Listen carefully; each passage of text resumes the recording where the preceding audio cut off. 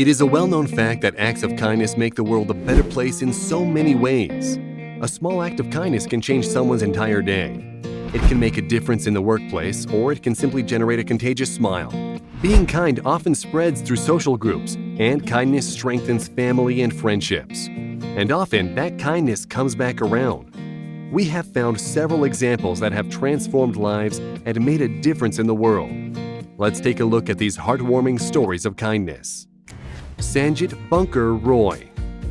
Sanjit Bunker Roy is known for his work in educating illiterate and semi-illiterate women in India. Bunker is the founder of Barefoot College, which he established in 1972 in Telonia, India. After studying diminishing fresh water supply in areas of India that were prone to drought, he began his mission to focus on water and irrigation to help villages to have clean water.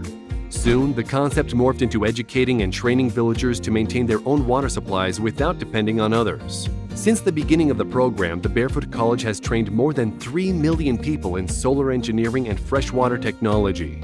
Many of the Barefoot College's recruits are a unique population: rural women from remote villages and specifically often grandmothers. Bunker's efforts have taught women to be self-sufficient, skilled, and confident when they return to their homes and are able to provide a valuable service to their communities. Barefoot College follows the lifestyle of Mahatma Gandhi. Students work, eat, and sleep on the floor. They stay as long or as little as they like. For those who take the plunge and leave their families and villages, their sacrifices paid off. In just a short 6 months, these women know more about solar engineering than many university graduates. Sanjit Bunker Roy was named as one of Time magazine's 100 most influential people in 2010, and he was awarded a Clinton Global Citizen Award in 2013 from President Bill Clinton. Manny Pacquiao. Manny Pacquiao is a Filipino professional boxer, regarded by many boxing aficionados as one of the greatest professional boxers of all time. Pacquiao is also known for his basketball career and is an actor and a politician, currently serving as a senator in the Philippines until 2022. His boxing career has generated over $1 billion in revenue from his pay-per-view fights. According to Forbes magazine, Pacquiao was the second highest paid athlete in the world in 2015, behind Floyd Mayweather Jr. But instead of focusing on his winnings, fame, and fortune, Pacquiao used more than $600,000 of his own money to build houses for the homeless in his home country of the Philippines. He built 150 houses in the region where he serves as a senator. The project, known as Pacman Village, is located in the same area where the now billionaire spent most of his impoverished youth. Pacquiao has also been quoted saying that although boxing has been his passion, public service is his calling. The 150 houses are only the beginning for Pacquiao's mission of kindness. He is planning to build another 600 housing units to accommodate more of the homeless population in his home country. Salamurata Thimaka. Salamurata Thimaka is an Indian woman who is known for her charitable environmental work. She planted almost 400 banyan trees along a 3-mile stretch of highway in India near her hometown, near Hulikul and Kudur. She also planted nearly 8,000 other trees in and around the area. Although she lived in poverty for her whole life, she firmly believed that planting trees was a great service to the environment, to her country, and to humanity overall. She had no formal education and worked as a laborer in a quarry in rural India. She and her husband started their planting efforts by grafting saplings from banyan trees in her village. The first year, she planted 10 saplings. The second year, it was 15, and then 20 and beyond, until a total of 384 banyan trees were planted. The couple would carry pails of water for miles to water the saplings and also planted thorny shrubs around the trees to protect them from grazing cattle. All of this was done on their meager salaries, using their own money.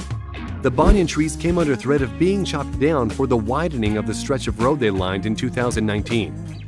But still an active environmentalist, Salamurata requested that the government reconsider the project, and she won her plea to save the 70-year-old trees. The upkeep of the trees, now fully grown, has been taken over by the government. Now 107 or 108 years old, Salamurata was honored by the National Citizens Award of India and additionally has over 50 awards and titles in her name for her significant environmental work. Mohammed Allah Al-Jalil. Before the Syrian war began, Mohammed Allah Al-Jalil was an electrician and an ambulance driver working in East Aleppo. When the war started, instead of fleeing the country like many of his friends and family, Mohammed stayed to help out his fellow civilians. He is not a political activist nor a fighter, but rather Mohammed is an animal lover, specifically cats. In 2012, many people had fled the country in fear of the severe fighting and airstrikes, thereby abandoning their domestic animals. Mohammed began feeding the stray cats in the streets of Aleppo, using the money he earned as an ambulance driver. What started as Mohammed throwing scraps to a few dozen cats grew into his providing regular feedings at specific times and locations. Cats learned quickly and began showing up in droves. From the help of donations from friends and a growing social media presence from a Facebook page, Mohammed set up a full-time cat sanctuary in Aleppo. But in late 2016, the heightened danger of war forced Mohammed to flee the city, and he took as many cats as he could. With 18 cats in tow, he set up a second cat sanctuary in 2017 in rural Aleppo. Named Ernesto's Sanctuary, the new location now has over 200 cats, as well as 4 monkeys, a horse, several dogs, doves, and rabbits. A full-time veterinarian was brought on board. Now the operation works full-time caring for the animals from the zoo and local farms and stables with the goal of improving animal husbandry and welfare. With financial assistance, Mohammed and his group from Ernesto's Sanctuary work with child refugees and orphans to provide pet therapy to them on a regular basis. Adam and Kristen Polhemus. Anne Glancy, a retired schoolteacher, could not afford to tend to the upkeep of her house. She grew up in the old house she lived in Hamilton Township, New Jersey, but it was run down and dilapidated. Anne was threatened with code violations from the city because she had not complied with the necessary repairs. Thousands of dollars per day in fines were going to be levied if she did not address these code violations. The paint on the house was peeling, the grass and shrubs were growing out of control. A rusty old abandoned Plymouth was parked on her front lawn. Anne began to worry and didn't know what she should do. She was notoriously reclusive, low on funds, and had no family or friends to help. Adam and Kristen Polhemus had moved next door to Anne 5 years previously. They were the first and only neighbors to reach out to Anne to form a friendship. The young couple learned of Anne's predicament, but each time they offered to help her, Anne shut them down. In the summer of 2016, Adam and Kristen decided they would take matters into their own hands and set out to erase all the code violations. They enlisted in friends, neighbors, and volunteers who turned out in droves to help with the manual labor. There was a lot of work to be done, and it took every weekend in the summer of 2016 to get it done. The crew scraped and painted the house, repaired the facade, cut the lawn, landscaped the shrubs, and even removed the old rusty Plymouth. Anne started to come out of her shell and brought her kind neighbors homemade orange juice and carrot cake. She began to make friends and enjoyed the activity at her house. Adam estimated the work done on the house would have cost up to $15,000. Hamilton Township officials have since erased all of Anne's property violations. And more than the beautiful transformation of a dilapidated house, Adam and Kristen most appreciate Anne's transformation. The restored house helped Anne to find happiness and restore her life. Marley Pack. Our last story involves a little girl who was diagnosed with a type of cancer that develops from connective tissue in the body that is called alveolar rhabdomyosarcoma. Of course, you probably already know that cancer treatment has a bunch of unwanted side effects, and one of those is losing all your hair from chemotherapy.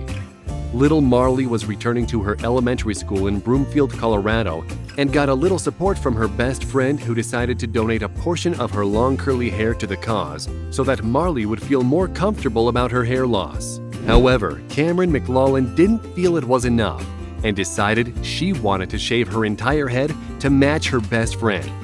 Marley even told Cameron with a huge smile, "We can be baldy besties together." But something else happened that these two little girls didn't expect. It turns out that the entire school wanted to get in on the idea and created a school-wide event called Be Bold, Be Brave, Go Bald. 80 students and teachers showed up for the fun and got their heads shaved. In fact, both principals of the school decided to get their heads shaved, and even one student's mother decided to go bald.